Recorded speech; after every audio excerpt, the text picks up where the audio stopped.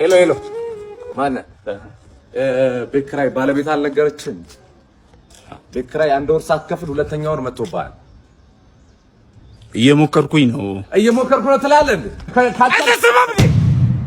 እየሞከርኩኝ ነው። ያንተን የቤት ኪራይ ልከፍል እየሞከርኩኝ ነው። የልጆች ትምህርት ቤት ትምህርት ቤት ልከፍል እየሞከርኩኝ ነው። የሚበሉት አጥተው። Egaa kun ergaa guddaa kan dabarsudha. Eeyyamokkorkuunyi ነው yookaan immoo yaalaan jira wanta jedhudha jechuudha. Kun komeedii qofaa osoo hin taane dhugaa hawaasa keessa jiru ibsa jechuudha. Egaa hawaasa keessatti namni jireenya isaa geggeessuuf wanta inni hin goone hin jiru jechuudha. Mana kiraa akkasumas kaffaltii ijoollee waan ittiin jireenya isaa geggeeffatu soorata garaa garaa fi egaa baay'ee nama dhibbatu baay'eetu jira jechuudha.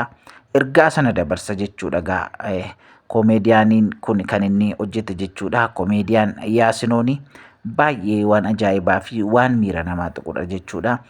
Dhugaa hawaasa keessa jiru akkaataa kanaan gabaabsanii daqiiqaa kana keessatti ibsuun baay'ee waan nama ajaa'ibudha. Namnis immoo miidiyaa irratti bifa garaagaraan sheerii godhee ittiin egaa jajjabaachaa jira jechuudha. Komeediyaan Yaasinoon egaa ijoollee keenyadha. Mucaan Lubbaaboridha jechuudha. Baay'ee nama ajaa'ibaati. Mucaan kun illee egaa nama influensii gochaa jirudha jechuudha miidiyaa irratti. Dhugaa dubbachuuf baay'ee kan nama ajaa'ibudha. Hojiin inni hojjetes baay'ee kan ergaa dabarsudha jechuudha. Meetti fufaa dhaggeeffadhaa. ሰው አይደለ እንዴ? ይኸው ተመልከት። ይሄ ልጆች ጌም የሚጫወቱበት ልሸጥ እየሞከርኩኝ ነው። አስብ እንጂ ሁሉም ሰው እየሞከረ ነው በዚህ ሰዓት። እጁን አጣጥፎ የተቀመጠ ሰው አይደል እንዴ? ታገሰኝ በቃ።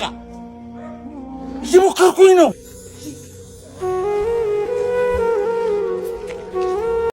Egaa waan ulfaataadha jechuudha. Keessumatti namoonni mana kireessitan akkasumas immoo namoota simbira ta'an akkasin hubattan yookaan immoo rakkoosaa gadi fageenyaan akkasin ilaaltan kan agarsiisudha jechuudha.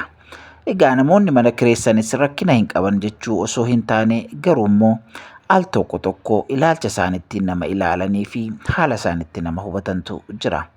Kanaaf iyyuu nama mana kireeffatee taa'u haala inni keessa jiru oolmaasaa, mudannoo isaa hundumaa, rakkina isaa hundumaa, haala ijoolleen isaanii itti baratanii fi jireenya isaanii hundumaa akka ilaaltan jenna. Egaa namoonni keessumatti carraa mana kireessuu Waaqayyo mana isinii kennee akka isin kireessitanii Waaqayyo isin gargaare jechuudha. Namatti hin darbinaa. Namni waan kaffalu yoo dhabillee jecha hin taane waan ulfaataa ittiin dubbatinaa.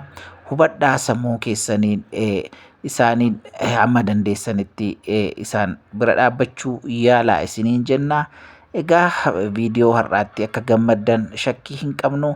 Miidiyaa keenya gonfoo miidiyaa subscribe gochuun dagatinaa daraa keessan sheerii godhaa, subscribe godhaa, hiriyoota keessaniif qoodaa. Galatoomaa isiniin jenna.